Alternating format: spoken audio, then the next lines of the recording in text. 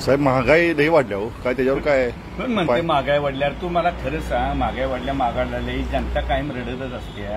तुला सांगतो आता 50 रुपयाची क्वार्टर 250 का 300 रुपये झाले. 10 रुपयाचा मावा 40 रुपये 50 रुपये झाला. दिवसात 4-4, 5-5 खायचे. आज तुला सांगतो प्रत्येकाच्या अँड्रॉइड मोबाईल असतो. गरीब म्हणायचे गाड्या आहे प्रत्येकाला 2-2, 3-3. पेट्रोलला पैसे आहे, ते मोबाईल चार्जिंग करा यांच्याकडे पैसे आहे. ती महागाई नाही. केबलमध्ये घरात टीव्ही कलर बिलर केबल ते चालते. आता फुकट धान्य नाही मिळालेले, गव्हर्नमेंट धान्य देते. तुला सांगतो गहू तांदूळ आता संसार करायला किती लागते माझ्या हिशोबानं 14 जणांचा संसार महिन्याला माहिती 10 ते 15 हजार मध्ये संसार होते. करायची इच्छा पाहिजे. तुला सांगतो एक भाजी एक आमटी भात चपाती. चैन्या करायला तुम्हाला पाहिजे ना, चैन्याच्या वस्तू पाहिजे आणि महागाई. आता परवा मी त्याला वाचलं पाडव्याला कोटी रुपयाची उलाढाल झाली. आज एक हॉटेल तर रात्री रिकामे दिसतंय बघ, सगळे हॉटेल फुल असतात. काही त्या नाहीत बघ चैन्या महागाई म्हणताय मग हे कुठलं आलं तुला सांगतो साहेब. मोठाच होत चाललाय, गरीब होत चाललाय. गरीब कोण आहे गरीब. आता तुला सांगतो घरात 30-40 हजार रुपये पगार आहे साध्या शिपायाला. लाखला 70 हजार पगार आहेत. कोणाला गरीब म्हणायचं तुला सांगतो. आणि माझं म्हणणं आहे बघ, कष्ट जिद्द पाहिजे, काम करायची उठते पाहिजे. लक्षात ठेव फुकट गायचे आणि गव्हर्नमेंट कनी ही नेते लोक हे मोफत देतो ते मोफत देतो. यांच्यात हिंमत आधी स्वतःच्या इस्टेट एकानी द्या बघू जनतेला देतात का बघा म्हणून.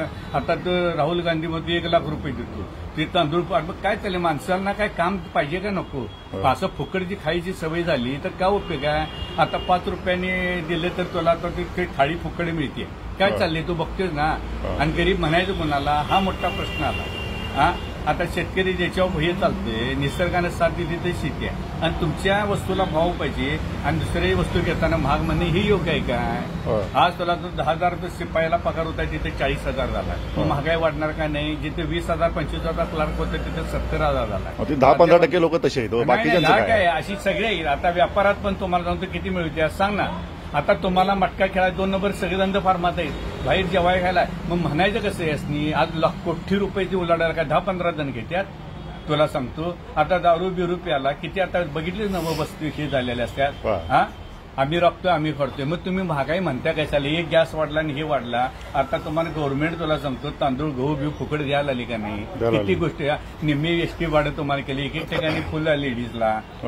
मग हे काय नको म्हणत. मग महागाई कशाला पाहिजे तुम्हाला पैसे. चैन्या पूर्वी आपण सायकल होती चटणी भाकरी वरक्या बटर खाऊन सुखी होतो. आज तुम्ही पैसे असून पण तुम्ही सुखी नाही. तुम्ही निसर्गाला चॅलेंज करायला. निसर्ग सारा देव आहे.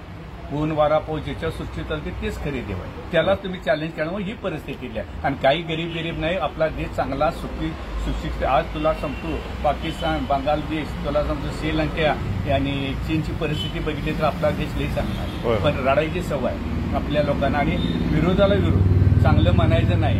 उगाच उन्हा जाणं काढायचं त्यामुळे आपल्या आवडून येतात. हा माझं स्पष्ट मत आहे. विजय साळुंखे सरदार. जय हिंद जय महाराष्ट्र.